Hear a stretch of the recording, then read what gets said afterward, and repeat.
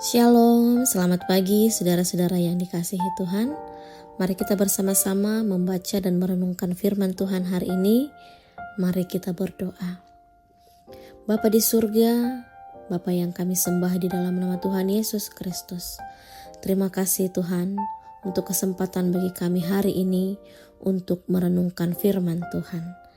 Berkati kami Tuhan, berikan kami pengertian, pemahaman akan firman Tuhan yang akan kami baca dan renungkan hari ini. Terpujilah Tuhan dalam nama Yesus. Amin.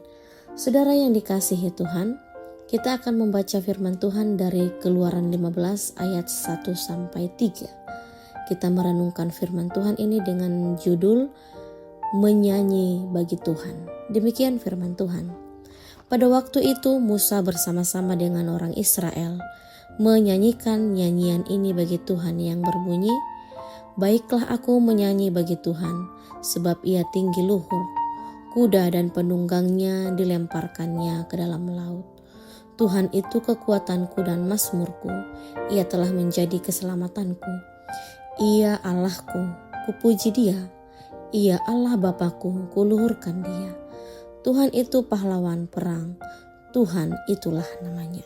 Sedemikian jawab pembacaan firman Tuhan. Saudara yang dikasihi Tuhan, ketika merasakan penyelamatan Allah melalui penyeberangan Laut Teberau, Musa bersama dengan orang Israel menyanyikan nyanyian bagi Tuhan.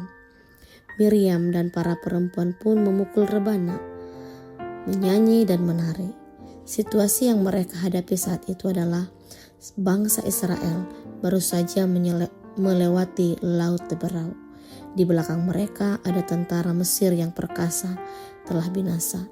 Di depan mereka ada kebebasan yang baru saja mereka peroleh. Dalam momen kemenangan itu, respon pertama bangsa Israel bukan hanya sekedar istirahat atau berpesta pora, melainkan mereka menyanyi. Mengapa nyanyian ini begitu penting bagi mereka? Karena nyanyian dan pujian adalah pengakuan kedaulatan akan Allah yang luar biasa. Musa tidak menyanyi tentang betapa hebatnya strategi perang Israel karena mereka memang tidak berperang. Ia menyanyi tentang betapa tinggi luhurnya Tuhan. Menyanyi bagi Tuhan adalah cara kita mengakui bahwa kemenangan dalam hidup kita adalah murni karena campur tangan Tuhan, karena intervensi Allah dalam hidup kita.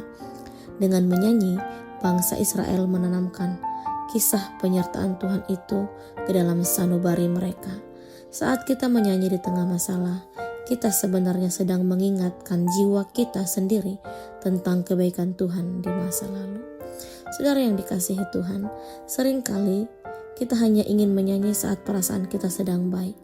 Namun, melalui firman Tuhan dalam Keluaran 15 ini mengingatkan dan mengajarkan kita bahwa nyanyian adalah respon atau atas kebebasan yang Tuhan berikan. Mungkin hari ini kita tidak sedang berdiri di tepi Laut Teberau yang terbelah. Namun jika kita ingat bagaimana Tuhan telah menebus kita dari dosa dan kegelapan, itu sudah lebih dari cukup untuk membuat kita bersenandung dan bernyanyi dengan penuh ucapan syukur. Jangan biarkan hari ini berlalu tanpa ada satu pujian yang keluar dari mulut kita untuk memuliakan Dia, Tuhan kita.